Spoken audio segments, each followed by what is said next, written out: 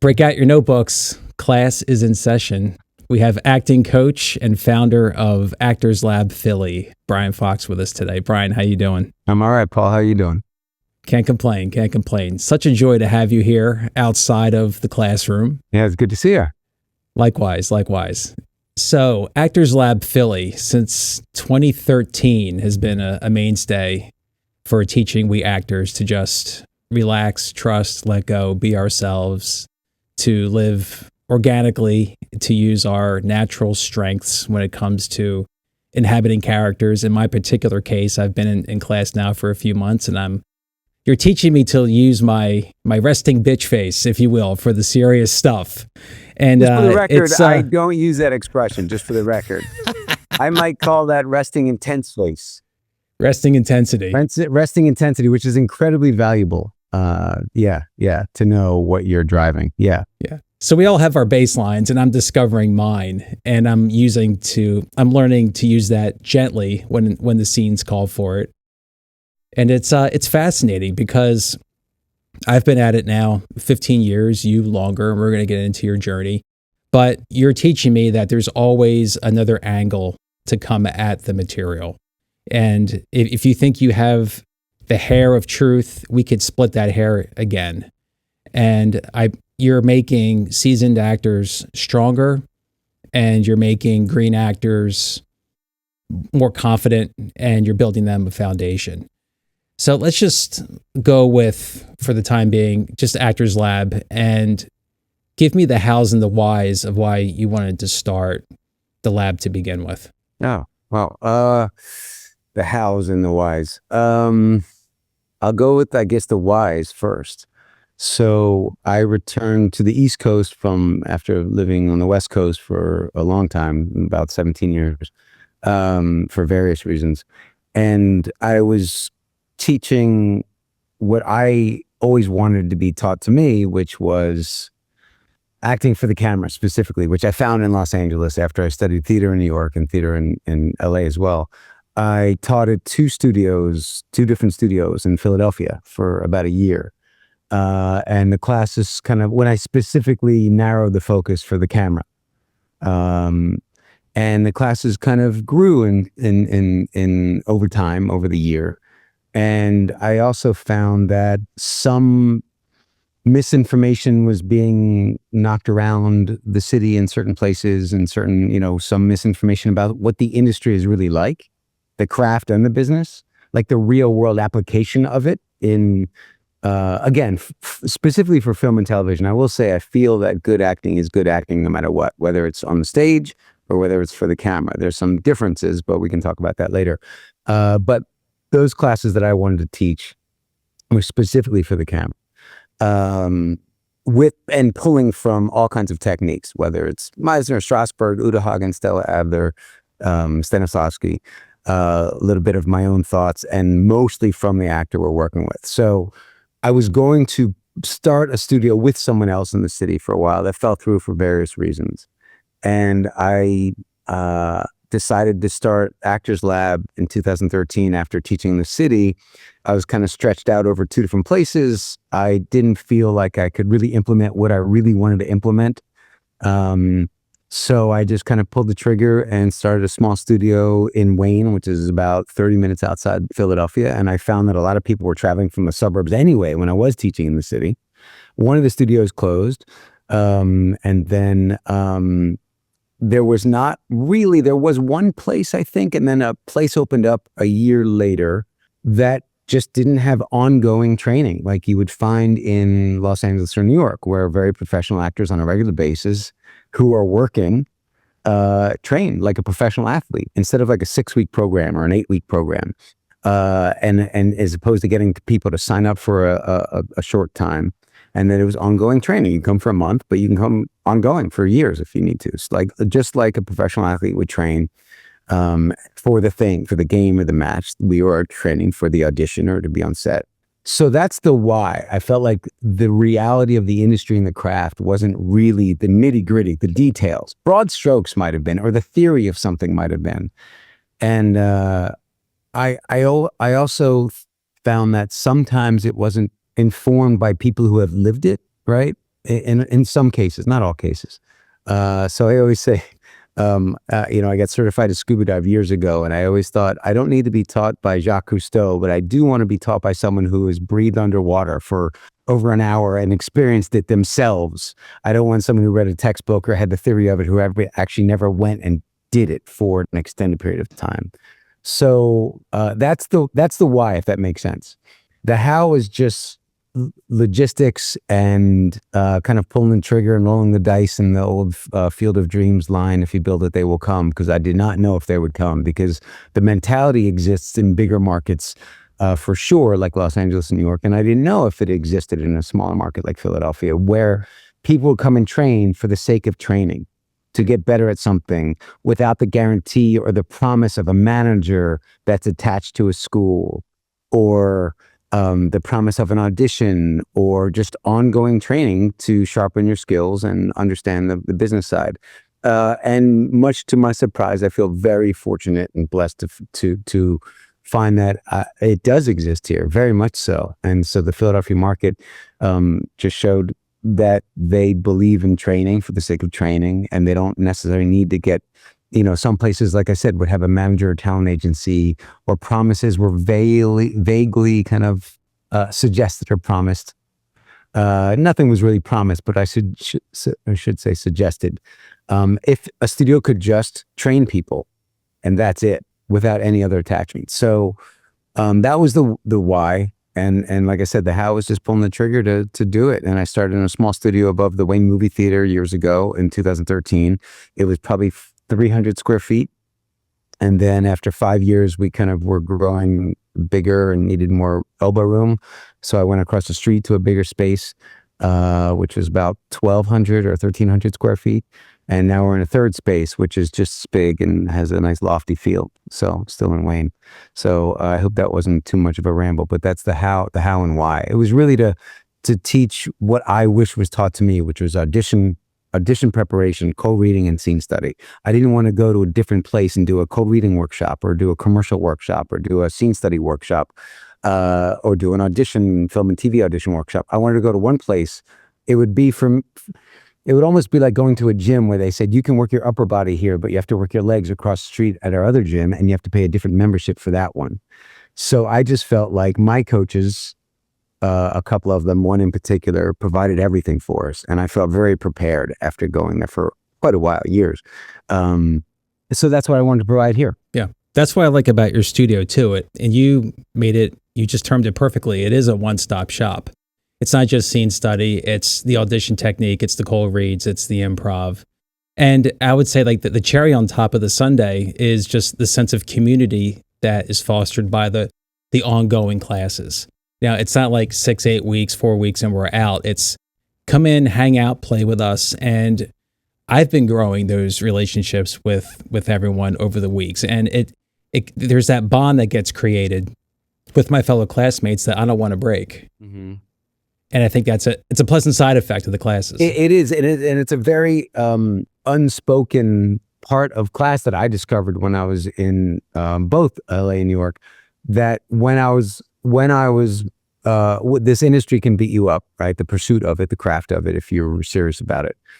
And my peers were there to pick me up, and I was there to pick them up. And then also when you had a win and you booked something, or just something went really well, they were there to celebrate and cheer you on. And they also spoke the language. They know what a third callback means.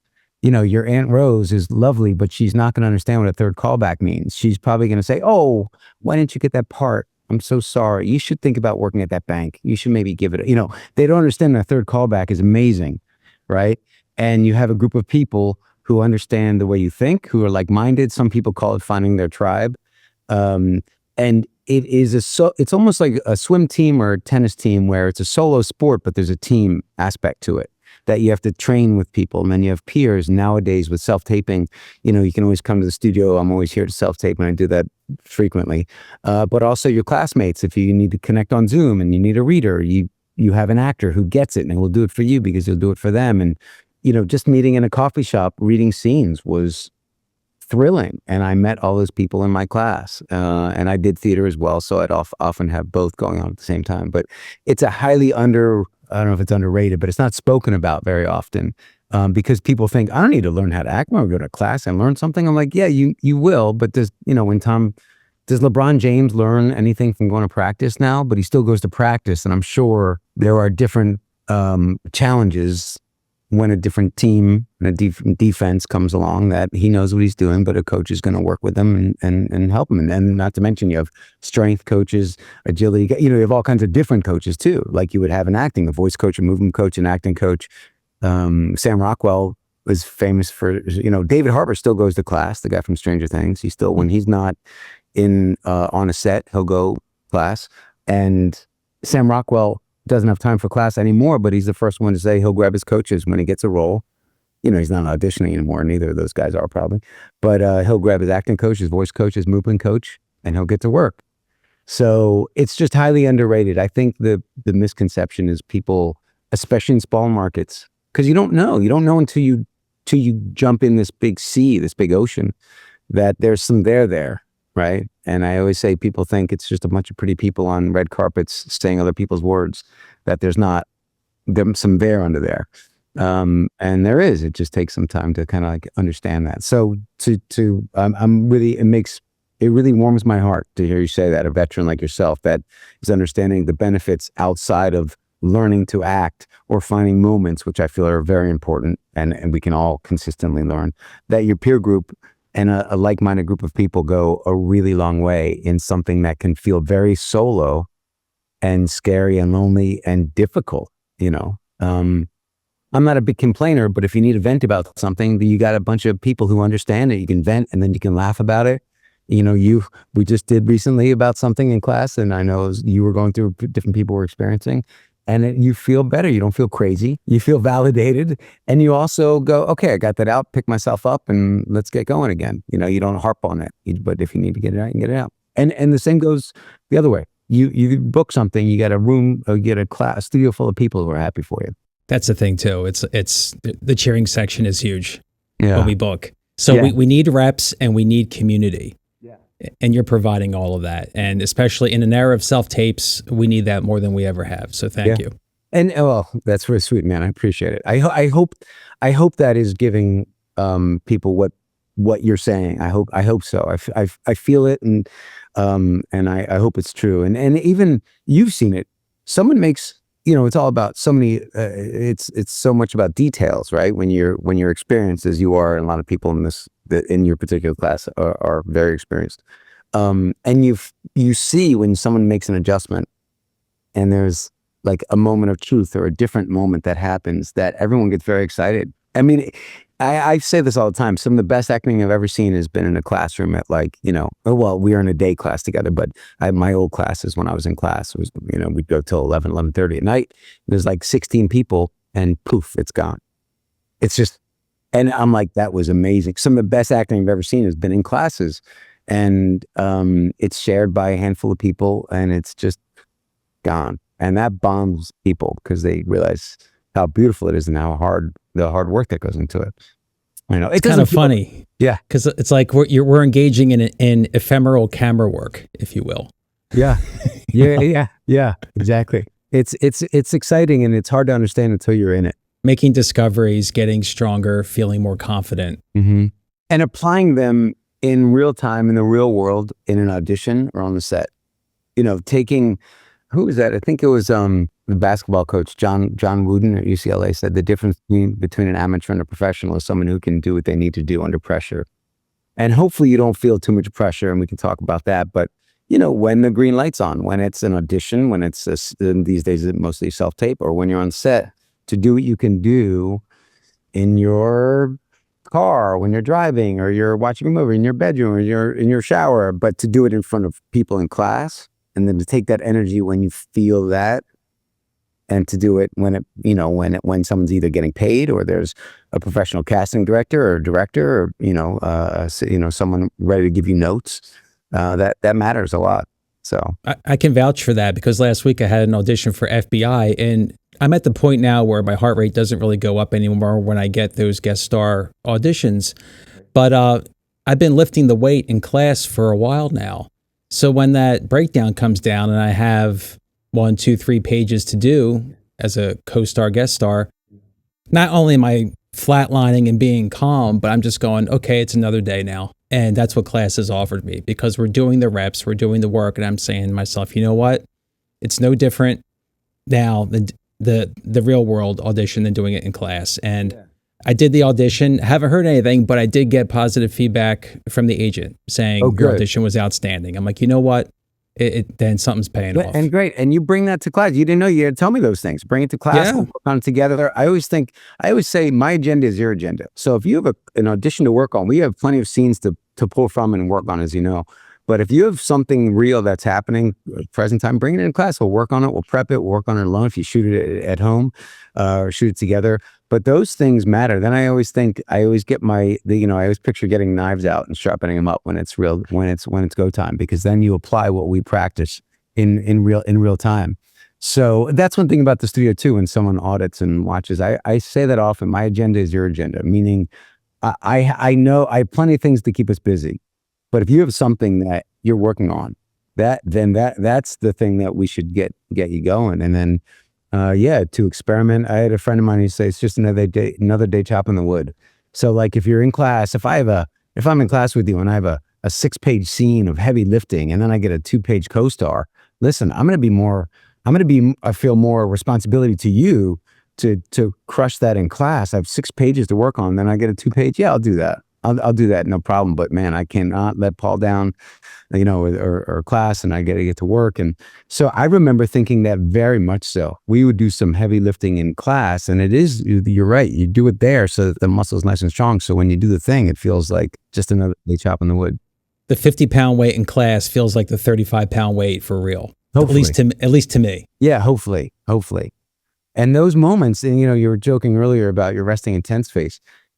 That's a great example of I have plenty of examples of that. You've heard me ramble on plenty about examples of using your own energy. So if the role says an intense lawyer, if you put intense on top of intense, you can run the risk of creating a caricature, going down melodrama. And if you know that you just give off a certain energy, and we know people in class that give off the total opposite energy, like sunshine. They radiate like happiness and sunshine. So then we'd have the conversation in the other direction, right? Just depends on what the characters in the breakdown. And like I said, we all have this light inside of us, and we have to figure out how to use this energy like a ball of energy, and you just have to figure out how to use it and shape it given the given circumstances, the character breakdown, the relationship in the scene. Because it's very valuable. What a lot of people make the mistake is they take that out entirely and play it safe and just say relatively truthful dialogue and not break anything. They don't want to get in trouble. But they take oftentimes the most valuable part out, which is their strong point of view and their energy. So those details matter. How to use your own, I'll just say, energy. Let's go back to the origin for a minute. You're a native of Berwyn, Pennsylvania. And I read that you were not a theater kid. So what connect the dot for me in terms of you not having that pedigree to, I guess, deciding you're going to act and then you're going to go to New York? Yeah. Well, I was born in New York City, so my mom and dad would be very upset if I didn't say I'm a New Yorker. So I'm a native New Yorker. I was born there, and we moved when I was like 4 to Berwyn. So I'd have to say that, or else my mom and dad would come down and not appreciate me not claiming my New Yorkness. So and then I was raised in Berwyn, since I was from I'd say about 4 years old, 5 years old on. And I was not a theater kid. It's funny. I work with teenagers now. Once a week, we have a great teen class as well. And I always tell them I didn't have the courage that they have to say, I want to do this at this age. I might have felt it, but there was no way I was ready to say I wanted to do that, especially for a boy at that time. We're talking the 80s. It just didn't feel cool. And I was not a musical theater kid. I always thought, secretly, maybe it wasn't even a fully formed idea, really. I didn't even know it was an option. Alec Baldwin, I heard him quoted once saying he thought aliens came down and got into his television set. Like, I didn't even know that was a possibility.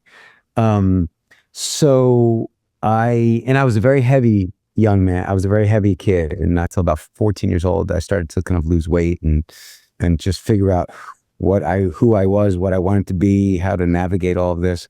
So it wasn't even on the table for me at all. I liked TV. I wasn't even really particularly a avid moviegoer, really, as a young man. I certainly went, and I remember iconic films like when I was a teenager, but it wasn't like I was a cinephile. And so I lived at the, try to make this kind of streamlined. At about 18 years old, I moved to the beaches here in Jersey, right? From Berwyn. And I knew I wanted to get out and stretch. And I knew I was from New York, and I knew there was a bigger view of the world than a small suburban town for me. And so I went to the beaches in Jersey, and I worked at I worked at this one particular bar / nightclub. And at that bar, we had to dance kind of like if Coyote Ugly and Cocktail had a baby. That's what this place was like. And I was very shy, and I had a friend of mine who was a little bit older who encouraged me to do this, to go and to try it. And it was, I found myself in uncomfortable situations where I could either take a left or a right. You know what I mean? I could either pack up and go home, or I could just keep going. And so the short version is I started to do this, to get promoted to be a bartender. You had to dance, and all these, there were Sixers girls there that worked there for the summers and was very shiny, and I was not. And it just released something in me to just have fun and not care so much. I was really pushed to kind of the edge of either, like I said, packing it up or going home or doing it. So I just did it and had a blast. So I became a real beach guy at like 18, 19. And that feeling of performing in a way, which was my first experience of it, to be honest, was fun. It was just fun. It was just a blast. And I thought to myself, this lifestyle's got to exist somewhere all year long, meaning the beach life. And I thought of LA. So I kind of went to LA with acting and the beach life in my head. So I went in the cover of going to move to the beach. And secretly, I thought, I'm going to check out acting, I think, when I get there, because that's the place to do it. So I moved to LA. I packed up with a friend of mine, did the stereotypical, packed up the car and drove there. So to answer your question, I didn't even think acting was a reality until I got to Los Angeles. And I took a class, which was terrifying. And I saw grown men at that time doing it, acting. And people that I looked up to in a way. I was younger, and there were some older guys in that class, and there was women, of course, too. But it was very common for girls to do, musical theater in the high school, and some guys would do it as well. And I just didn't have that in me, and I just didn't see me doing that. I just didn't relate to me. But when I saw guys doing monologues or scenes from True West or whatever it was in class, I was like, yeah, I think it's okay to do this. So when I work with teenagers, I let them know I didn't have the courage to do what you're doing at this age. I had to go to Los Angeles and be 20. I was 22, I think, when I took my first class. And that started it. That started, like, I felt like, okay, I can try this now. So, and then I slowly put myself in more uncomfortable situations again and again and again until I have this expression, being comfortable in your uncomfortableness. I was just constantly uncomfortable until I felt normal to me in a way. Whether it was an acting class or doing my first play or getting on stage and then getting to an acting class that, it's funny, you and I were just talking about Al Pacino before, and I took a class with, it's funny, is in that movie, in his wife, the woman who played his wife in Dog Day Afternoon, Susan Peretz, she passed away. It was her acting studio. That was I took a class at Santa Monica College, I think I did. And then my first acting studio was a friend of mine, kind of an older Big Brother actor, very cool. I looked up to him a lot. We're still friends.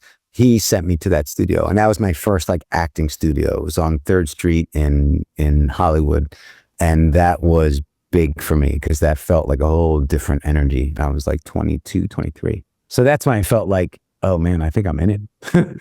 You really wanted the beach life, but it was under the guise of acting.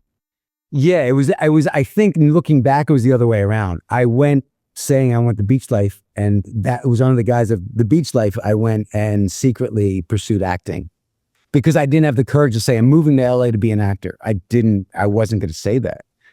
People close to me knew I was interested in it, but I didn't, there's no handbook. There was no internet. There was no how to do it. You just kind of went there and figured it out. Like there was no, if you can remember a time when there's no Google and there was no internet, I literally drove 3,000 miles with my clothes and trash bags with a buddy of mine, and we slept in my car for about 10 days. We got one like very scary, like not great motel in Venice.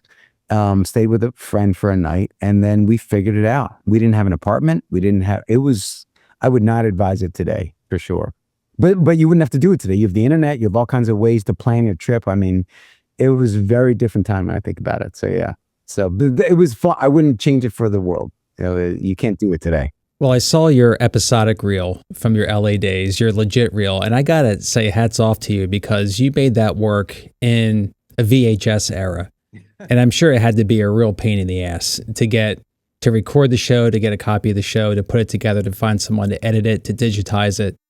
And really like rather impressive because from the late 90s to the early 2000s, you were on a who's list of TV. Bones, Ghost Whisperer, Jag, The Unit, Skin, Martial Law. So you were doing something right. And somewhere in that time, you were also a teaching artist in New York and L.A. How did that connect? And off that, give me a sense of the typical day or the typical week as an LA actor from your perspective. Were the auditions abundant? Were they sporadic? Right. Were you living hand to mouth? What was it like? When I lived in Los Angeles, a big piece of that puzzle was going to New York. So I lived in LA for about 3 years. And I saw life in LA is amazing. I love LA and New York. And so I studied at a couple studios in Los Angeles. And I thought I had an opportunity. This is very impactful for me. It was at the time. I had someone who referred me to an agent based on my personality, my energy, and I worked in production as well. So I worked as a production assistant on a show in Living Color.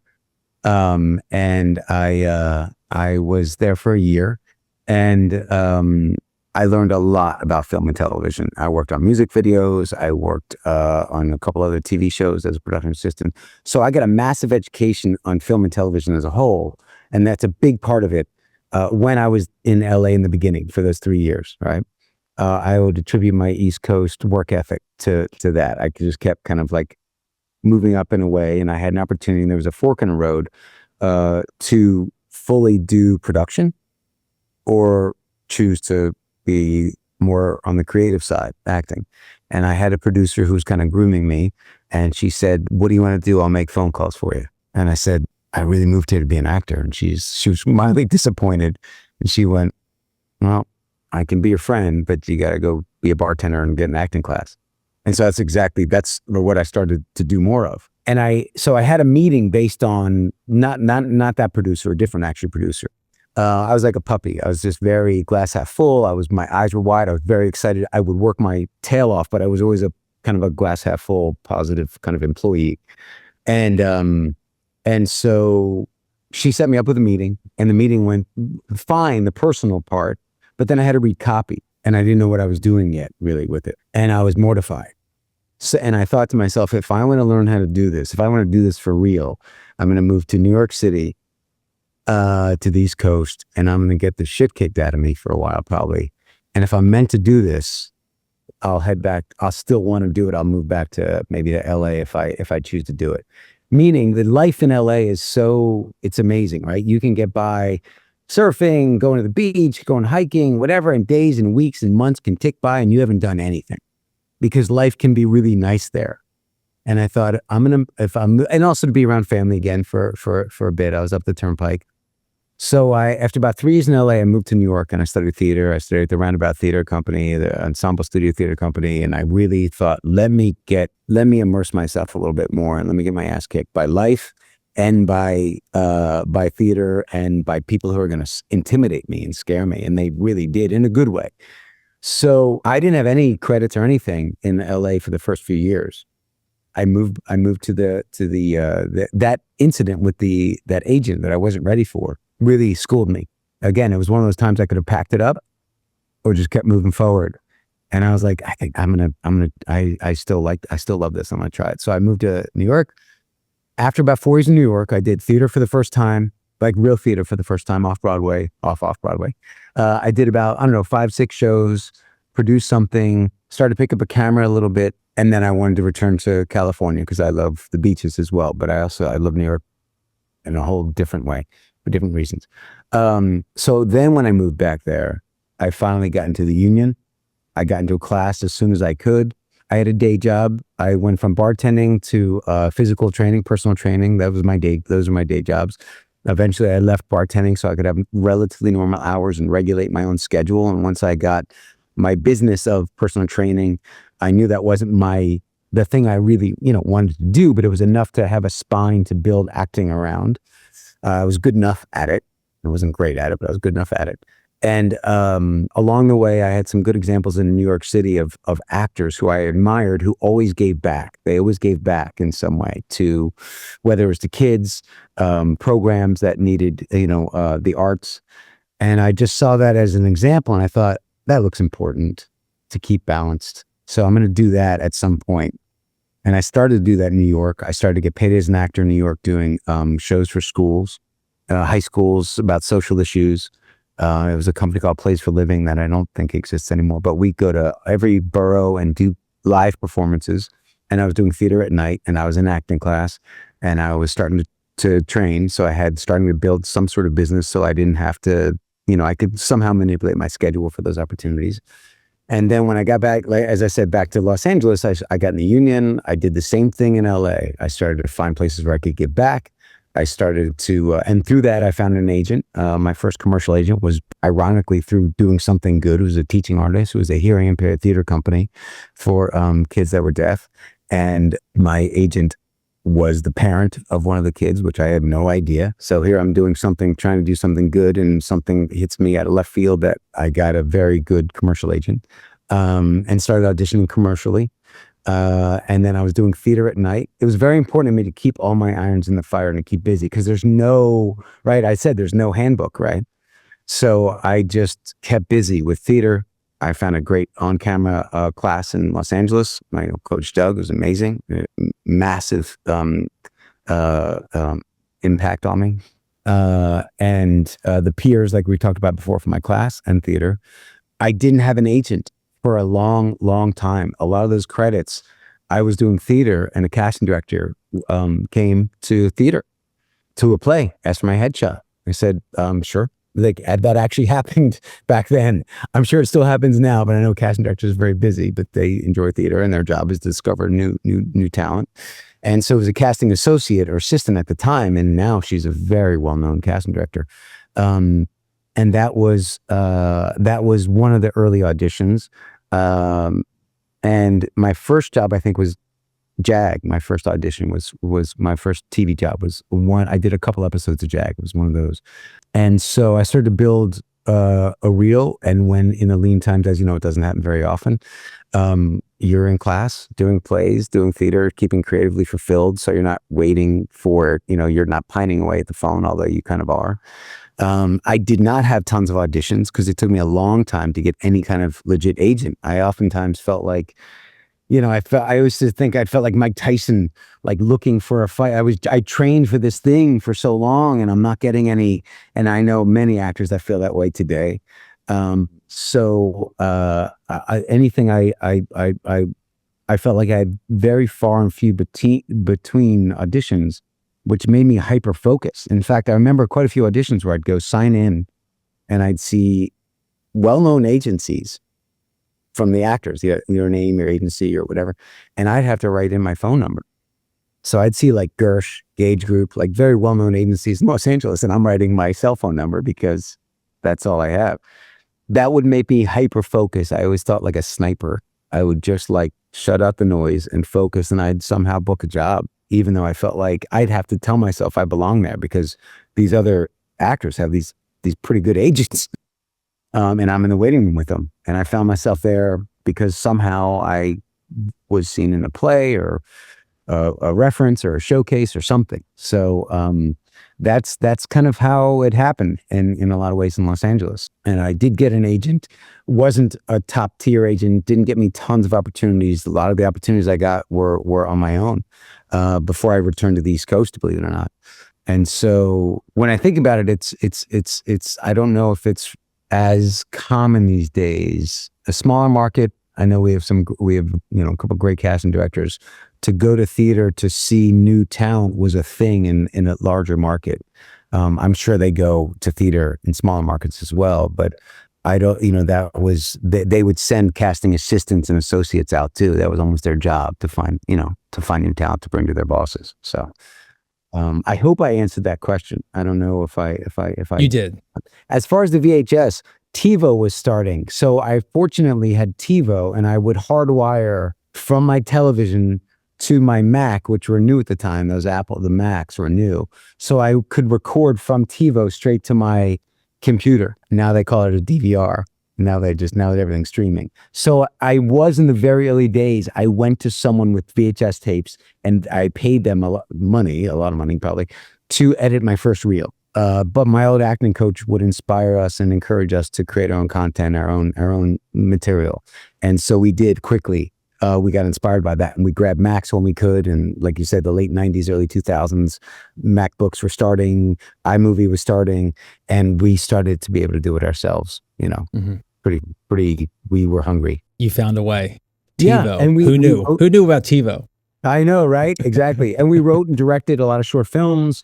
We started to learn everything about filmmaking, which made us better actors, which I talk about often today in class, to learn everything there is to learn about it. And it makes you a better actor. It makes you, we're in service of one thing, and that's the material. So if we understand that from all different angles, it's only going to make us a better actor. So I wrote and directed, and I had a group of us. We started actually a small film festival, and we said for a year, we're going to make a film a month, while we're waiting for the phone to ring, right? While we're waiting for auditions. And we did. We made a film a month. We set a challenge out to each other, and it went from like 8 people to 150 people by the end of the year. And by the end of the year, we were like, done. We did it so that we'd have the skills to make a feature film. So I made a documentary, and my buddies, my friends made a feature, and we all helped each other with both. And that just made me a better actor as well. It really did. And so understanding that, and I had we had short films in festivals. We entered them to other festivals and got to see them screen and an audience react, which made us understand the whole process better. So when we went into a casting office, we knew who was on the other side of the table and what they might be looking for. And it helped us do our job better as actors. And I want to get to your documentary Curveball momentarily, but since we're on the subject of LA casting, one of the things I like about class is that you give us a story from your treasure chest of I try to limit them. I only try to talk about them when they're relevant to something we're talking about. So you got to understand that we are sitting there, we're not blinking, we're not breathing. We soak it up. So don't feel weird about it at all. We are soaking those up. And correct me if I'm wrong, but you mentioned a few weeks ago, you were talking about the network callback. Can you take us inside that room? Because a lot of actors that are listening to this have not gotten to that level. Yeah. Where we're just nervous doing 1-2 line guest star, co-star roles. Take us inside the network callback, and what's that like? Well, it felt a bit out of body experience, but I was so honed in on the material that I needed to work on. It was exciting, and looking back, to do that, it wasn't for a series lead. It was for a really nice guest star role that they were going through quite a bit, but there was about 15 people in the room, in the network, and they were having a hard time finding this particular role to cast this role. I went to the first call, and there's so many acting stories within this story that I really have to pick and choose, because there are really important lessons that I've learned along the way about behavior, about choices, about, if we're talking acting shop talk, that are really important.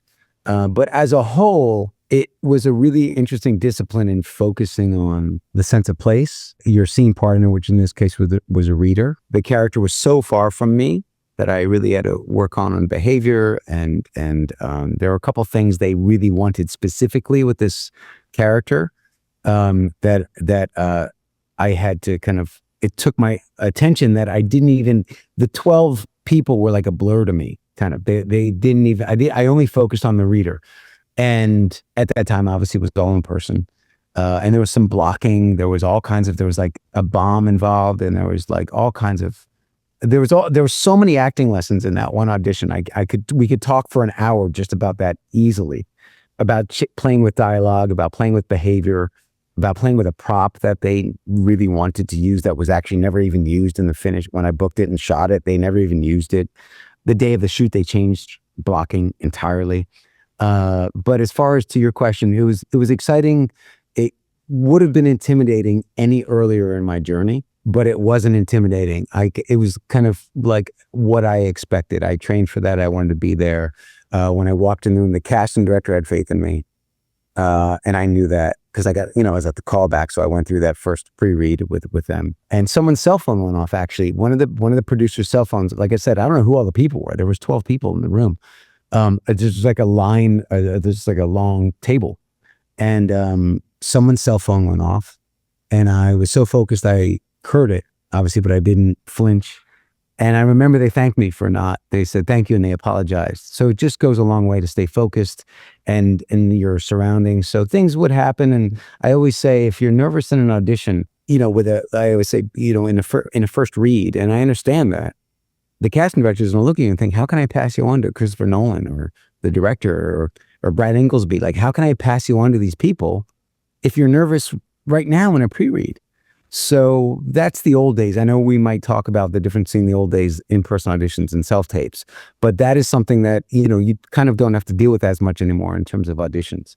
So to answer your question, it was exciting. It was thrilling. I felt like I was ready for it. If it happened any earlier in my journey, I probably wouldn't have. I shared that story, not in detail, but where I really kind of wet the bed in that early on meeting with an agent, that I went to New York to really understand this. And by the way, when I got back from New York and I got in L.A., I had another meeting very similar to that one, very similar, where I got cold copy, probably 3 times as long as that original, and it felt I was a different human being. It was with an agent also, and he just gave me a really nice compliment, and I just felt incredibly confident, not cocky at all, but confident. I knew exactly what I was doing, and it was cold. I would have wet my pants if I had that, 4 years earlier, 5 years earlier. And to be able to handle that, it felt like a superpower. It really did. I remember exactly where it was and what I was feeling, and it felt like a superpower. Yeah, it was great. So I wish that for everybody, which is like to your point earlier, going through class, understanding this stuff, so that when you get the thing, you know what you're doing. And I feel like preparation leads to confidence, and then confidence, you don't need arrogance or cockiness or posturing up. If you're prepared and you're humble and you're confident, and it's all wrapped up in one, was it Elvis dust or sexy indifference or whatever phrase you want to put to it, to have that, I know what I'm doing, and whether this works or not for the project, that's out of my hands, but we'll meet again. To have that kind of attitude is powerful. It's really really a nice place to be as an artist, because it's rare. You just reminded me, I did a class a few years ago with Chaz Palminteri in New York from A Bronx Tale, and he talked about indifference and walking into the audition room with a measure of not necessarily cockiness, but confidence. But you earned that confidence. So he would mention, walk into the room with an attitude of, hey, how you doing? This is me. This is what I'm going to offer you. I'm going to solve your problem. Yeah. I think it's great, but if you don't like it, that's fine too. Have a great day. Yeah. Yeah. And you have to have that attitude in the back of your mind. Mm-hmm. Yeah. And he earned it. It's funny because I took a class where he did his play Bronx Tale in L.A. I just wanted to be around that. And he dropped in once in a while, actually. And but he earned it. That man created his own, like Sylvester Stallone or Nia Vardalos. They wrote something for themselves, a path through it, like Matt Damon and Ben Affleck. So Chaz Palminteri is really plugged away for so long. Billy Bob Thornton, same thing, working actor, kind of coming up, but just wrote their way to. And we talk about that often. Yeah. So I mean, if it doesn't pay off in Sling Blade or Bronx Tale or Big Fat Greek Wedding, it's going to pay off in a better quality actor, like an actor who understands. If it doesn't pay off in that way, it'll pay off in a different way. It'll pay off as an artist. So you got there, you did the shows, you had the beach life. Yeah. And what, if I may ask, what brought you back permanently from California? From LA to the East Coast again. Yeah, I want to touch on something real quick too, but I'll say about the beach life. I always sum it up by saying it was a little life smoothie of death and divorce and some illness and some family, where I felt like I had one leg on the East Coast and one leg on the West Coast, and I was going like this for a couple of years, and it was very hard to maintain that. And so I returned to the East Coast for a multitude of reasons. Those were some of them, and they were kind of like heavy juggling in the air while pursuing kind of like acting and doing the thing. And I felt like I was stretched somewhat thin.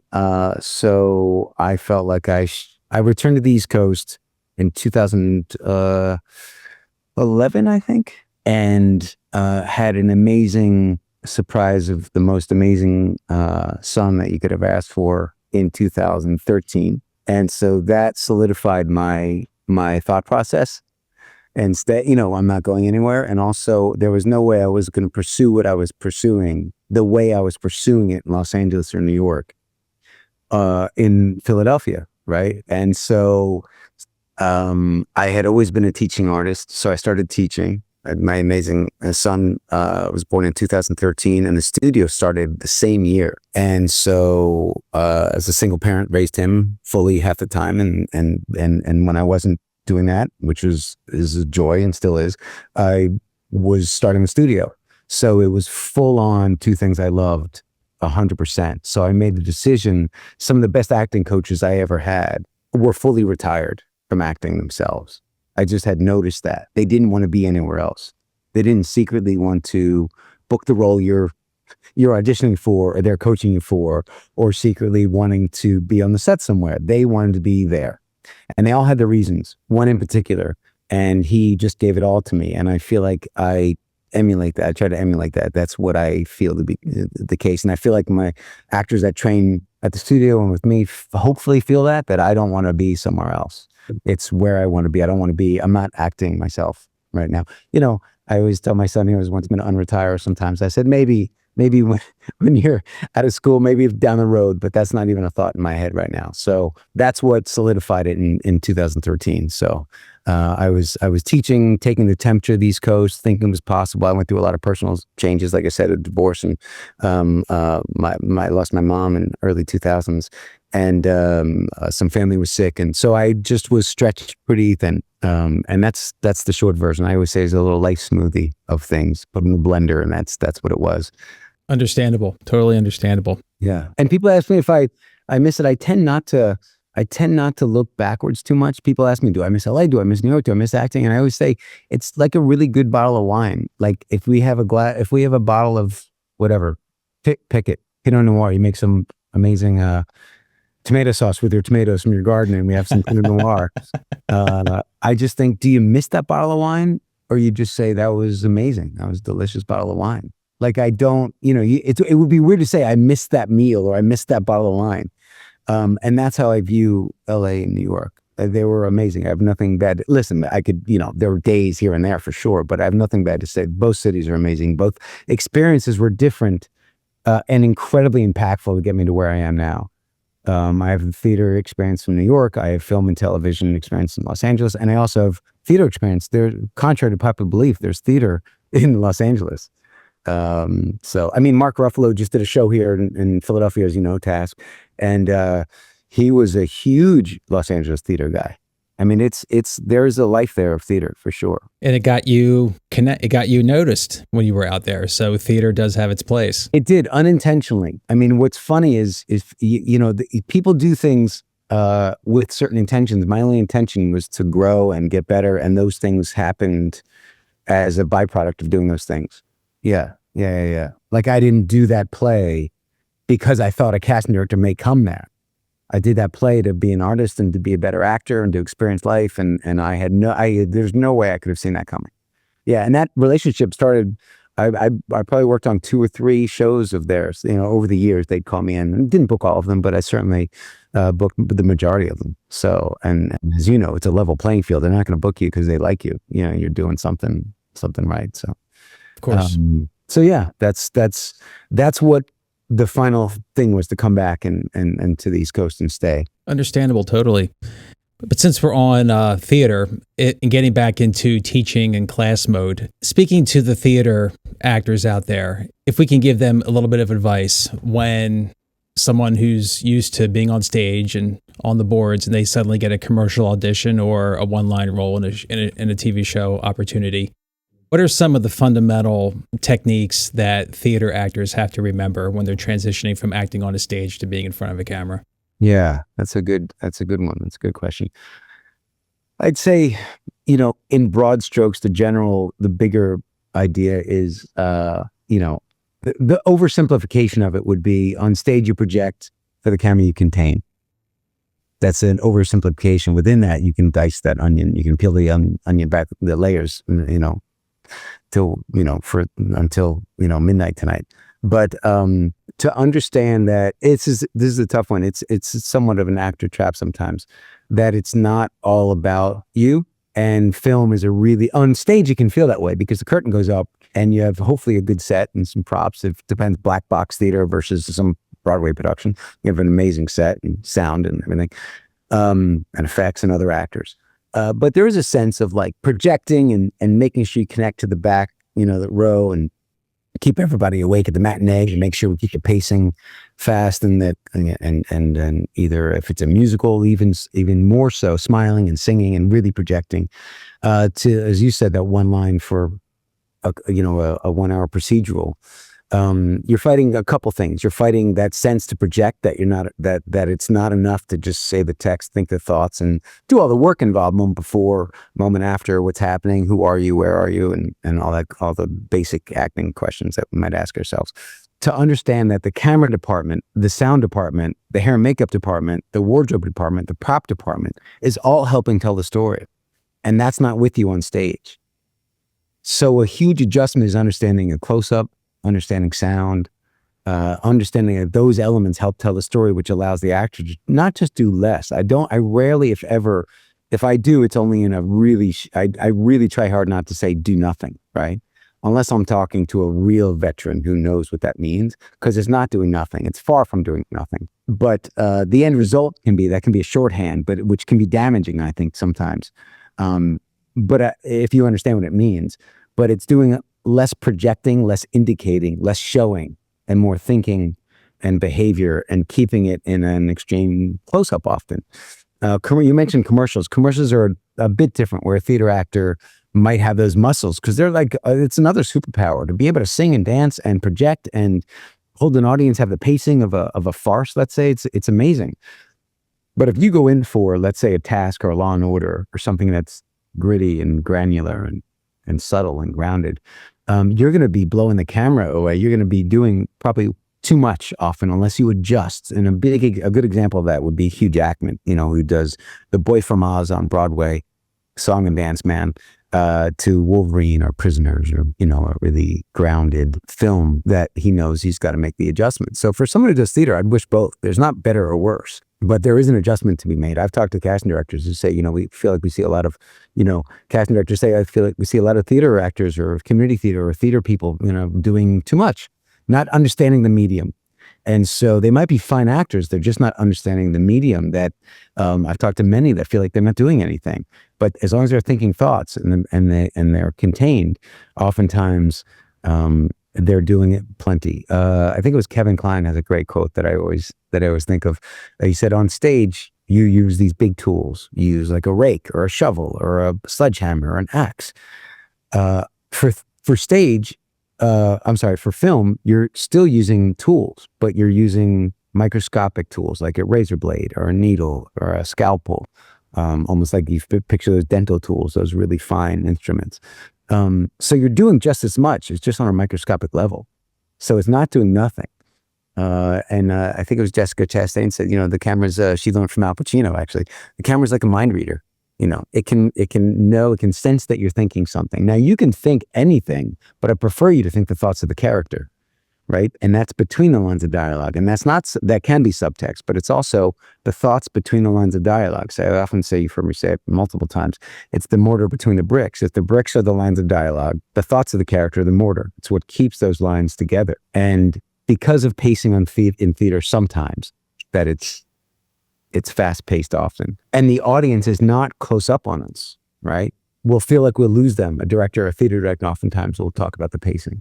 And, there's pacing in comedies and maybe a fight scene or an argument scene where the pacing's got to be up. But to start off with a foundation of thoughts of the character that connect everything and giving yourself time to think those thoughts, we can always pick up the pace. So I think big difference, to sum it up, is allowing yourself to think the thoughts that the camera's feeling it, whether it's subtext or thoughts of the character in between the lines of dialogue. People think the acting is done on the lines of dialogue only. It's not. It's done on the listening and thinking and processing as much as the lines of dialogue. People say, I've heard it for years, right? I heard it when I was in class. Acting is listening and reacting. That's what acting is, listening and reacting. And I've come to realize there is a huge piece of that puzzle missing, huge, which is processing, thinking. You're listening, you hear, right? You listen, you think, you process, then you respond. You only speak when you want to respond to something you've heard or you've seen. So you've got to process something. And, even in something as fast-paced as a David Mamet play or movie or an Aaron Sorkin piece, they are speaking at oftentimes lightning speed, right? And compared to maybe real life. But they're thinking thoughts. They're thinking thoughts. The characters are often incredibly intelligent, and there are these nuanced moments. I've seen David Mamet done not great, not well, and I've seen David Mamet done really well. And I feel like that is the difference. They are thinking, they are still lending itself to the genre, whatever that is, and they're still thinking thoughts, for sure. Mm-hmm. So, and then the opposite goes: sitcoms, some commercials, not all commercials. Theater training, go for it. A multicam sitcom like Friends, where it's multicam, versus like a Parks and Rec where it's a single camera. Those theater muscles in those multicam and some commercials can come in very handy and are amazing. Whereas a film actor who's only, trying to be James Dean and underplay, you're gonna need pacing. You need all this theater training to come into play. So it's all valuable. I often say it's like, Bruce Springsteen or Taylor Swift performing at like giant stadium for 50,000 people, and they plug in the amp and they have the electric guitar, and they're performing, whatever, pick a song. Let's say it's Springsteen, I don't know, doing any song, Thunder Road, or I can't think of any, I don't know many Taylor Swift songs. I'm sorry for all the Swifties, but I know, I'm sorry, but she's wonderful. She's lovely. But any song, right, of hers, and then she does a fundraiser in a coffee shop for 100 people. You're not going to plug in that amp and perform that same song the same way. You're going to pull out an acoustic guitar and perform the song differently for the medium. Still the same beautiful voice, still the same amazing guitar, right? Maybe, as I said, electric guitar versus an acoustic guitar. But you're adjusting for the medium. You can't blow away 100 people that you would 50,000 people in some stadium. So when you think of it in other art forms, it makes perfect sense. I hope that makes sense. Listening, processing, repeating, and depending on if listening, processing, and responding. Yeah. Listen, process, respond. Mm-hmm. And depending on whether it's a sitcom, a 1-hour procedural, a commercial, then you can use different tools within that kit. Yeah, there's no one. That's why it's, sound bites are hard, right? You could, because you have to, it's a nuanced conversation. It's a very, but yes, depending on what you can't do Ace Ventura subtly. Right. And I went through it. I remember very well not being free enough to play and go crazy and have fun. And I just was like James Dean. I wanted to be like Brando or Pacino and I get a play where it's a comedy, which I have done. And you really gotta shake that tree up. So it's all valuable. And what I would want for an actor is if they chose to do theater, to be able to adjust for the medium. I mean, we focus on the camera here for sure. And it started to speak to me. It's funny because I was talking to someone not too long ago, and I came to this realization. They're both altered from real life, right? So if I said, if we were in person, I said, Paul, how are you today? And I'm projecting for the audience so they can hear it, right? In real life, you'd be thinking, why the hell are you speaking so loud? I'm right here. But in film, if you go the other direction, because the boom mic's just so sensitive, and you're like, hey, Paul, how you doing today? You're thinking, why are you? I can't even hear you. Like neither necessarily are real life. They're both art forms of real life. So people often say, I can't even hear you. I think it was Luke Evans did, he was a big musical theater guy, and it translated to film and TV. But his first movie, I think, was with Liam Neeson and I don't remember the name of it, and Christian Bale. And he literally said, I couldn't hear. I don't even know what they were saying. I literally couldn't hear them. They were talking so softly. And he came from massive musical theater. I think he did what's Gaston? What is it? Beauty and the Beast. I think he did Beauty and the Beast, the musical film version. So it's an adjustment to be made. That's all. And to understand that and know it, not think one's better or worse. Just because we focus on film and TV here doesn't mean we don't like theater. It's just that's what I grew to love, the nuanced, granular, subtle, micro thoughts and expressions that the camera picks up, and to learn. And also the close-up is loud enough. I say that a lot. People don't realize on stage, you don't have a close-up. You're not this close to somebody on stage. So when the camera's that close and the boom mic is very close, you don't have to project. In fact, it's oftentimes the other way. Anyway, I hope that makes sense. I mean, listen, as you know me well enough. I could talk about every little section of these for a long time because it is a nuanced conversation. Of course. So, anyway, I hope that answered that question. It certainly does. You get me all worked up, Paul. You get me all worked up. This is the point. This is why we're doing this. We want to educate and inspire people. And I think you've given people gold already. I hope so. I get very passionate about it because it's very nuanced, and it's just, you start to pull one thread and then the whole shirt starts to unravel because there's so much to talk. This is good. Yeah, there's a lot of meat on this bone, and I appreciate that. But I want to get to a specific example of what we're talking about in terms of a certain job and certain tools that you're going to use in your kit. Actors that work with you go on to book big work. They book Law and Order, they book FBI, they book Blue Bloods, they also book movies. Mm-hmm. Case in point, one actress that you work with, Lauren LaVera, recently did Terrifier 3. And I'm not sure if you're aware of this, but now you have the distinction of working with an actor who has been in a #1 box office film. Terrifier 3 is #1. This weekend is doing really well. Yeah, as we're taping this interview, it raked in $18 million in its opening weekend, and it beat Joker 2. Yes. So who would have thought that Terrifier 3 would beat Joker 2? I mean, that's got to blow your mind. Yeah, I'm really happy for Lauren. She really, really works her tail off and works hard. So take me through the T3 prep. Like, this is a ultra-violent subject matter of a movie. So what were you going through specifically with her to get her through shooting? Well, it's funny because Lauren was in an interview a couple of years ago, and she was asked about her audition for T2, Terrifier 2. And it was, I can't remember if it was before COVID or right around COVID. And she said in the interview, she's like, my acting coach and I just focused, we thought it was a family drama. Like, we just had the sides. So we had the sides that we were working on, and we focused on the relationships and her character and who she was and what she wanted and all the basic stuff. So from the beginning, we didn't look at the horror. That's Damien's job and what he loves to do, the director, and he's amazing at it. We just focused on the acting, the relationships, and her character, and building that for her. So that's what started T2. Then obviously with the success of Terrifier 2, she went through some, negotiations and lockdown that they were going to agree to do Terrifier 3. And we prepped that. So there was no audition for that, I guess is my point. But we prepped it right here, and standing right in front of me, right? We just prepped out the scenes, just like when she booked Terrifier 2, we blocked out and worked all those scenes in person as well. Almost everyone with dialogue. We didn't act out the violent, fight scenes. But she's a martial artist and is also quite a stunt performer as well. She does a lot of her own stunts. And so we focused on the relationship with her brother. In this movie, there are other family members. I don't want to ruin any spoilers, but whenever this is released, this podcast, I'm sure people would see it who want to see it are going to see it already.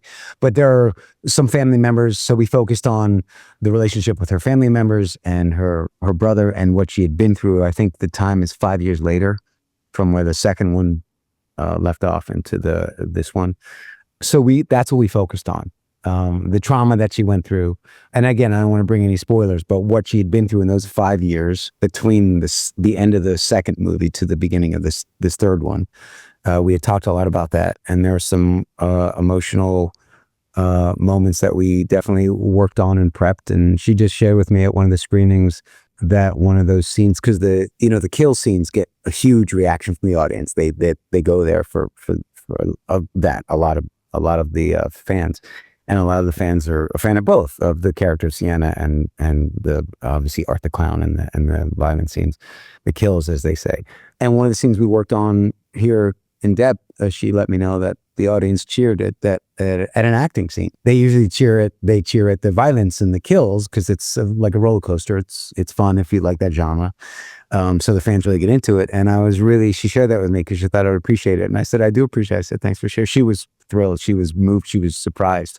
But all that work that she put into it seems to be paying off. So she really, it's funny because I talk about a couple of things that I talk about as you heard me say, I'm a big fan of writing your lines out by hand, if you have the time, without punctuation to get them in you. That's something that she has done from the moment you heard that to today. Like she may be working on something else now that we might prep for her. And she's already starting to write out her lines by hand in detail, color coded, and she's very detail oriented. And so to answer your question, we didn't work the violent scenes. That she has that emotion in her and she brings it. We'll talk about something if she needs to talk about it. But when you have Art the Clown with a knife or a chainsaw or whatever he's using at the moment, I think her reactions are right there and she's kind of primed and ready for that for sure. So she just wasn't riding through the shock value of the subject matter. She was actually getting positive feedback on her craft. Well, the audience reacted to, a moment of something that we particularly worked on, and she worked on in here. We worked on quite a few scenes that she felt she really wanted to kind of like get a hold of before. And then obviously Damien's the director. So Damien would, I said, I would do that with anybody. Whenever we prepare someone for something that they've already booked, the only thing we can do that I want to do is get it in your bones, make sure you have choices. It's funny because Tom Hanks has a great quote. People say, same with the other quote, show up on time and know your lines. That's an actor's job, which I agree with. But there's a huge piece of that puzzle that's missing, just like listening, thinking, processing, and responding, that middle section's missing when people talk about it. Show up on time, know your lines. You will be head and shoulders above many actors just with those two things. But I feel like a piece of the puzzle that's missing, I think I heard Tom Hanks say this quote, show up on time, know your lines, and come with a head full of ideas.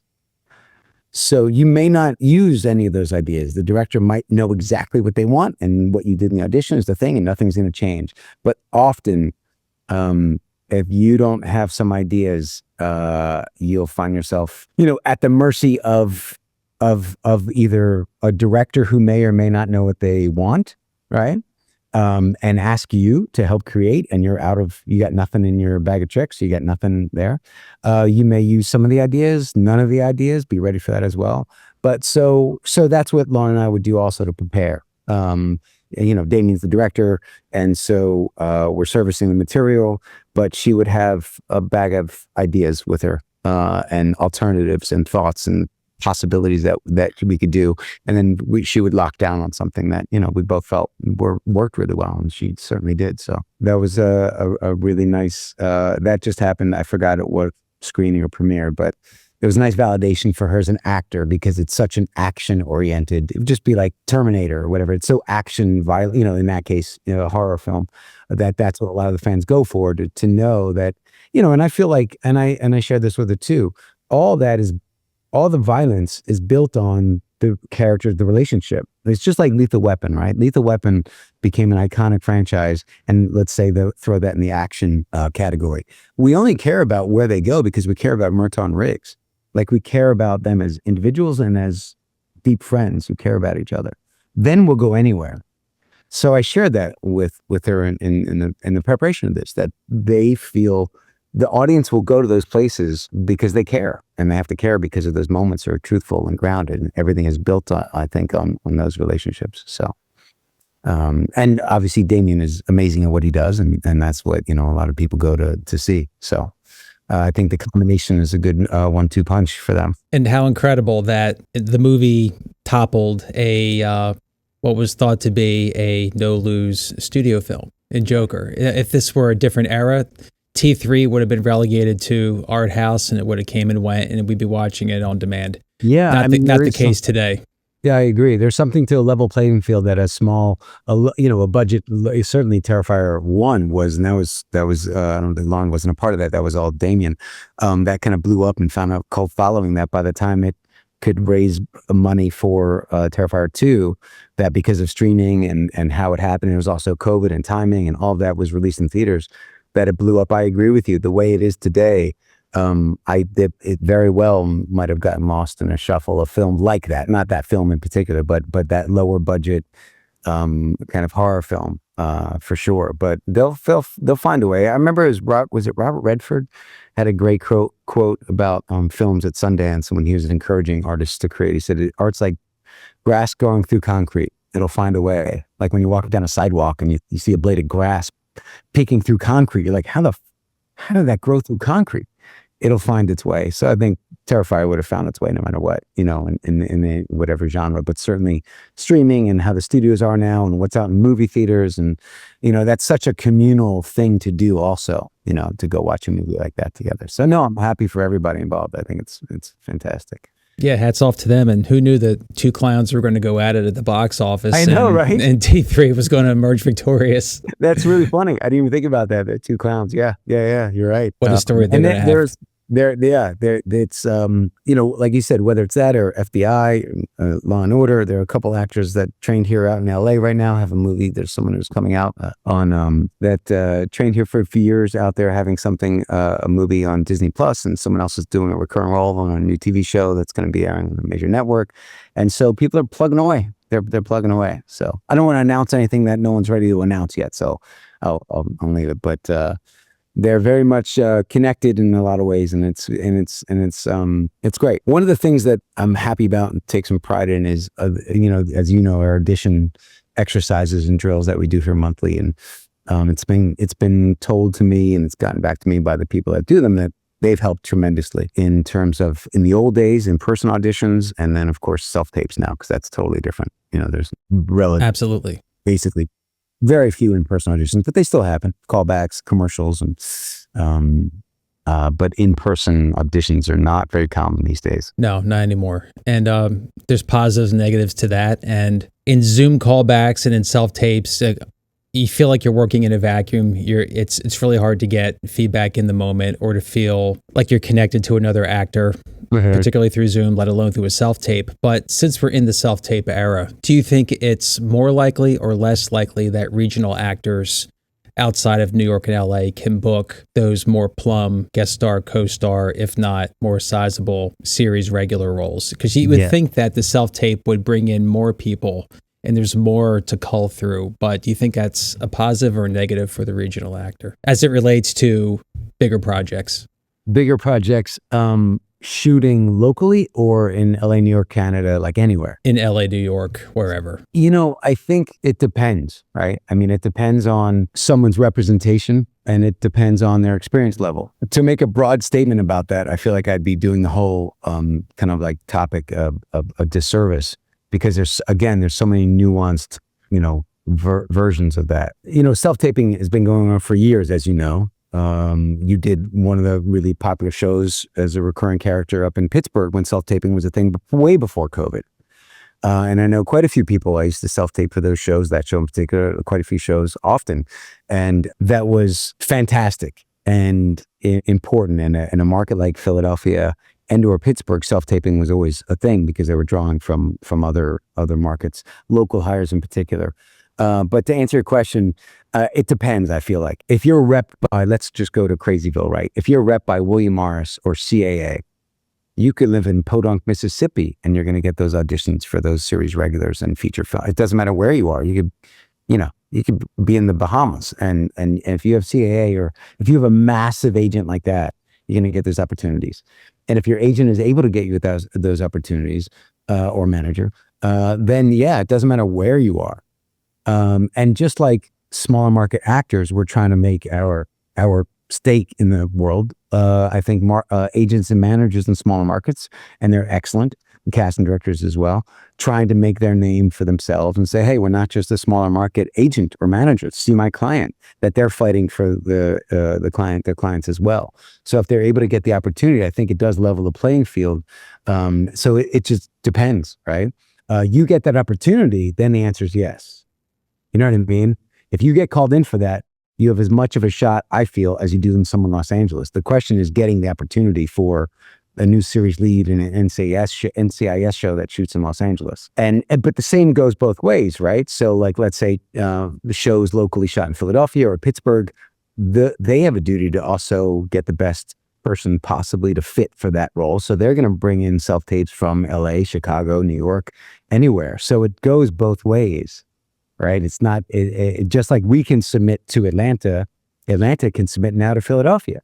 And why wouldn't a Philadelphia show not want to see Atlanta talent if they're equally qualified, right? I'm sure they would love to have homegrown, they would like that homegrown opportunity, and support their local actors as well. But at the end of the day, they're going to round up the best talent for that particular project and show the directors and writers, producers. So the answer would be yes, I think, but it would depend on what your representation is what the type of audition you can get. If you can get the audition, I think it's all equal.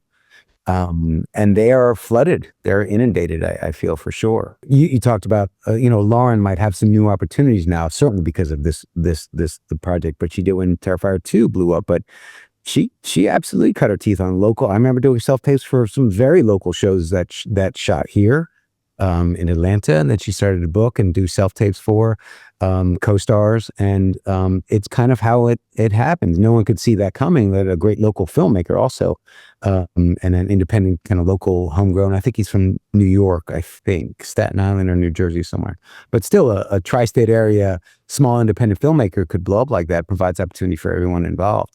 But we both know, yourself included, a recurring role on a major show. Yeah, that's absolutely possible. Co-stars, and co-stars and guest stars, I think co-stars for sure, guest stars. With LA, you book a co-star role, to be able to get to Los Angeles in a few days is a whole other conversation. Because then they say, are you local hire? Then we have to get into that conversation. Do you say I'm a local hire to Los Angeles when you're actually in Philadelphia? You probably shouldn't say that, because you're gonna have to figure out how to get there in 2 days if you booked on it, or they happen to have an in-person callback. I know someone that actually, this just happened last week, literally flew from Philadelphia because she had miles to use for a callback in Los Angeles, in person, just happened to be in person. So you just never know. It was an independent film, a short film, but there was a budget and a known name attached to it. But it was a short film. So she felt like it was worth it. She used her miles, got to LA and within 3 days. So, be careful what you wish for, and be careful, you're playing with matches. You could get that bluff or whatever it is could be called. So I would be as truthful as possible, or be ready to pull the trigger to be somewhere right away if you need to. Sure. So I guess in terms of the general question of booking the bigger role, the self-tape itself per se isn't really the question. It comes down to your representation, your talent level, and to all of that mix in to get you the opportunity. Yeah, I mean, getting what is it? Luck is opportunity means preparation, right? So you get an opportunity for a series lead, let's say, because of either a special skill or a type, or your agent's able to get that for you, and you get called in. You better be ready for that opportunity. And that's all your 15, 16, 20, the 15 years, 20 years of experience leading up for that one opportunity to just crush that series lead audition to get to then some network callback, which is oftentimes either on Zoom, and they're still in person for those things. They're done both. I've heard both ways are done actually for a callback. But yeah, I think if you get the audition, I feel like it's a level playing field, unless you're talking about some wide open call, some national global open call. That's different. But if you are called in from a casting director based on your headshot, your resume, and a reel or some footage, and you're able to get your agent's able to get you in on that, or you're able to get yourself in on that, and then I think, yeah, it's a level playing field, man. Yeah, for sure. It's just a question of people think, oh, self-taping, it doesn't matter. I can audition for anything. And I think, do you have an agent? Are you in the union? Like, there's so many questions that go into that, for sure. But again, just remember, it goes both ways. If we can throw our hat into the ring, that means that someone in Boston can, and Florida can, and Atlanta can, and Texas can, and New Mexico, and all those things are going into some casting that is, it's a level playing field. So, yeah, I feel strongly it depends on, yeah, I mean, like I said, if you're rep by a massive agent in LA or New York, one of those, let's say CIA, you could live anywhere. You'll get, there are some people locally that have relocated here that still have representation, that kind of representation, or close to it in LA and New York that I work with to lay self-tapes down for once in a while. And they have major opportunities. And I know some of actors locally, yourself included, who I feel like, man, like I said before, that Mike Tyson feeling of like, someone fight me. I'm ready. I've trained for this thing. Just give me the opportunity. And those opportunities are very hard to get, for sure. So in the meantime, just keep working on your craft, build your relationships, and you hope that the cream will rise. Yeah, for sure. I mean, in casting directors, here locally, luckily, our wonderful, casting directors, them, I know them. They do major projects that come through here, the great people and great casting directors. They have a way that in some of the larger markets don't, which is, I believe, I don't want to speak out of turn here, but I believe there's an online kind of submission process. They can see new people that way if you meet their protocol. That's not really, that's a really amazing opportunity for local actors who know what they're doing. Don't step into the ring until you're ready. Like, to put your best foot forward, know what you're doing before you even do that. But that's there used to be something called a general meeting. I've done a couple of them in LA and New York, which would almost be that equivalent back in the 1900s. And I've been on a couple of those, and that's where you kind of like, you might do a cold read, you might do something, but you might just chit chat. And it's kind of that just get to know you thing. So it's a nice introduction. When I first started, I remember a veteran actor telling me his theory that if you stick with it long enough, you're going to get at least one, maybe two opportunities for jobs that will transform your career, if not your life. The question is, are you ready for them? I agree with that statement. Yeah. And the hard thing is, people come to class and they don't have any class anywhere, not just here, but anyway, people train or they do theater and they want the opportunity and they're ready for it. And hopefully when they're ready, they have the tools that they need to do well at that opportunity. Other people just think that they're doing background work is great, but you've got to train. You can't, you've also got to train as an actor, analyzing scripts, understanding subtext, understanding beats, practicing your craft. And so some people have been doing it, and I'll put that in air quotes, for a long time, but they have not been actually training for the thing. So they might get an opportunity because they have pictures and they have read, but they haven't been doing theater. They're not in class. And they get an opportunity like myself. Oh my God, 30 years ago, I was really trying to think when that was. A long time ago in the 1900s, wasn't ready for that initial opportunity. I don't want that for somebody. I always say I took some hits along the way, and I'm trying to help people not get hit like I did. And if my little bruise from that time can pay off and give someone a heads up, it's like, don't touch the hot stove. It's hot, trust me. And then if you need to touch it to make sure yourself, then okay, touch it. But make sure it's not a big opportunity. Make sure you learn that lesson on an opportunity that's not high stakes, so that when it gets to something high and you're in front of a casting director that can cast you in something like Task or the other local show that shot here, Sinking Springs, or a major commercial, that you know what you're doing, that you are ready for those opportunities, because you can't undo a first impression. But we appreciate being under your wing, Bri. So please remember that. And before we wrap up, I do want to get back to what we promised. I want to get into your creative side. And I want to talk about your documentary feature, Curveball, about the special needs Little League. And tell me about how that came about and what inspired you to get that made. Yeah, well, that was a long time ago. And it's a very micro budget documentary. Thanks for bringing that up. I didn't plan on talking about it, but it's free on YouTube out there floating around right now. I had a distribution for it when it was in a couple film festivals in like 2010. But I was living in LA and I was visiting my family, and my brother has twins, a boy and a girl. and his son has autism. And I was, he got him involved in something called the Challenger League in Little League. So every Little League, every township has a Challenger team, and they have kids with special needs on them, whether it's Down syndrome, autism, cerebral palsy, different challenges. Kids in wheelchairs are on the team as well. And I was in the outfield, and I was visiting, and I was helping, kind of not coach that day, but I was really just catching balls with my brother. And I saw the coach working with my nephew, and at the time he was like 9, and he was concentrating and really was focused. And I thought, oh, it's amazing. He's really focused on this task here. And the coach is amazing. And I thought, boy, I said it to my brother out loud. I said, boy, someone should make a documentary about this. And he goes, yeah, someone should. And I was literally with my hands on my knees with my glove, waiting for a ball to get smacked out in the outfield. And I thought, well, I guess I could. I guess I could do that, because I was making short films at the time, and they were all narratives. They were all written scripts and acted. So that started the ball rolling, and I thought I'd make a 10-minute kind of documentary while I was home. And when I was talking to a couple of the parents, I was interviewing them. I knew a little bit about lighting and a little bit about, camera, whatever camera I had. It's actually sitting on that shelf back there. It's an old one with a mini DV tape in it. I realized one of the parents said to me, are you going to send this to the governor? And I thought, what? And she said, this is important. And I realized I felt this responsibility all of a sudden. And so I thought I owed more to them to talk to more parents and start to do it. So I came back I extended my stay for 2 more weeks. I had a friend of mine from New York come down, one of my best friends with a camera, another camera. So we had 2 cameras for the game.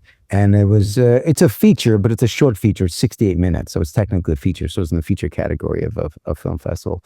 Won an award or 2 in film festivals and got distribution. But, it's hard to get someone to a movie, let alone a documentary, and then let alone a documentary about a subject matter like that. So I find you're either preaching to the choir, or meaning people know the subject, or it's just a hard thing to kind of maybe for people emotionally to go through. But it's an uplifting story. It really is. It's inspirational. So we talked to the parents and the siblings and have them overcome obstacles. And there's a whole thought process to how to come up with that storyline, because I did not know what I was getting into with a documentary. I had just imagined a jigsaw puzzle of 1,000 pieces, and you're on the kitchen floor crying with a glass of wine, thinking, how am I going to put this thing together? Like, it was just transcribed. I didn't know how to. It was a whole learning experience for me. So, but I was proud of it. It was a long time ago, but Beautiful. Yeah. And it's on YouTube. It is on YouTube. It's called Curveball. Yeah.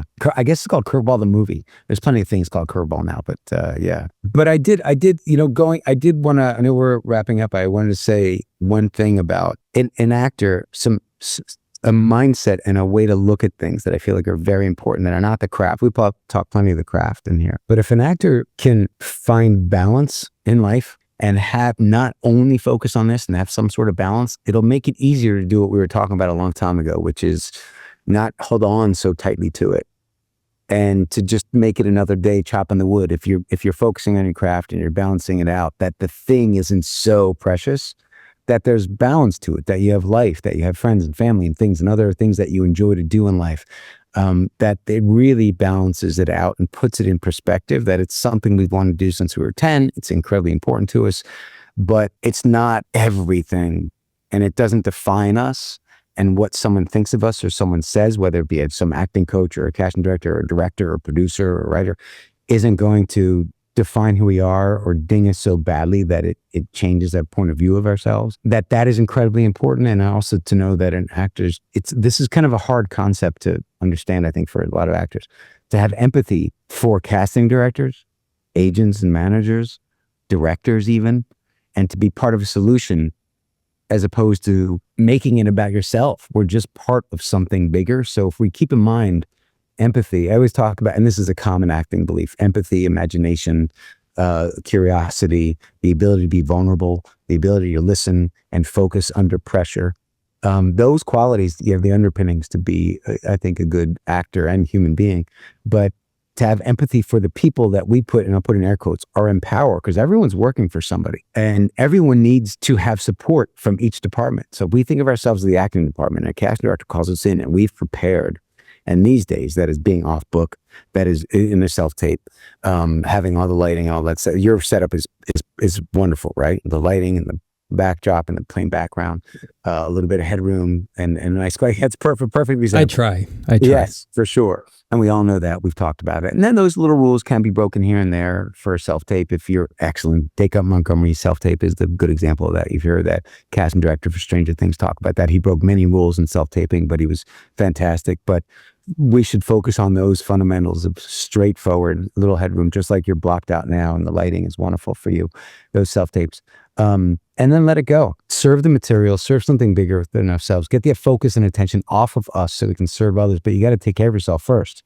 That's emotionally, physically, but also preparation-wise, so that you can do the thing and service the material. The only thing we're serving, I don't have the script closely near me, but is the script, is the material. We're servicing this. And then on the day of, the director, and they're the manager of the restaurant. Like we were now working in this place. We know what we're doing. We're an expert in our thing, and we have to be malleable and make sure I used to say this a lot. I haven't said it in a long time. Be strong like an oak tree and flexible like a palm tree, meaning make your strong, solid choices, but bend and flex when that wind comes and you've got to change and shift so that you can adjust and give the director what they want, because they may not know what they want. And a casting director might be experimenting, trying to figure out how to pull something out of you because they think they know, or they have a good idea. They know what the director might be looking for or leaning towards, and they're actually trying to help you. So many times when an actor gets redirect, they get tight and they feel like they did something wrong. When in actuality, it's the opposite. It's like, we're getting somewhere. Let's see if we can shape this together. So, I just wanted to say that to have balance and to know that we're serving something bigger and to have empathy for everyone else in this industry, even the grip and the gaffers and the crew and the craft service, like everyone's working their ass off. The actor oftentimes feels like it's all about them because they're the focus. They're the one that's the focus of it because they might be on camera. Yeah, as you know, as well as anyone, there's 100 people behind that camera on the other side. There's 50 people on the crew and there's people running around. And so that's an important thing. And it's hard because it feels like it's all about us, and it can easily feel that way. And we don't want to let people down. And even in scene work, we say it's about the other person. The focus is the other person. The most important person is the other person all the time. And if two people think that, then we have something for sure. And it's hard. Obviously, it's challenging because you feel like you're in the hot seat, and to be able to be relaxed. To be relaxed is, I feel, only comes with experience. Anyway, I wanted to say that last bit about that because it felt very important given what we talked about. No, it's a beautiful button for the conversation and all that, and it was a reminder for me too that actors have to have a life to be able to do this job appropriately. Yep, it's absolutely, and again, you know me, I have a story about that, but I'm not going to go on now. I'll tell you maybe in class next week or whatever. But I shared a lot, and it impacted me quite a bit at the time, and I made sure that I gave back in some way, shape, or form. And that, as starving actors don't have money, but you have this ability that you can share and give back. And so you don't have to do that. You can give back in other ways, many different ways. It doesn't have anything to do with acting. It can be giving back in any different way, and have balance and make sure that you have other things that you enjoy and fill you up and that make you feel so that you have a sense of self that cannot get shaken.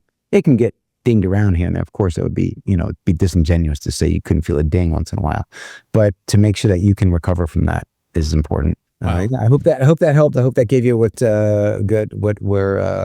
there's any other thoughts or questions, you let me know. But you just sprinkled gold all over the podcast world, and I hope so. This has been beautiful. Thank you, Bryan. And for people who want to work with you, where can they find you?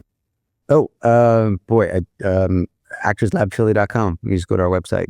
That's probably the best way. There's all the information's on there. Enough said. Acting coach Bryan Fox, thank you, my friend. You got it. Thanks, Paul. It's great to see you.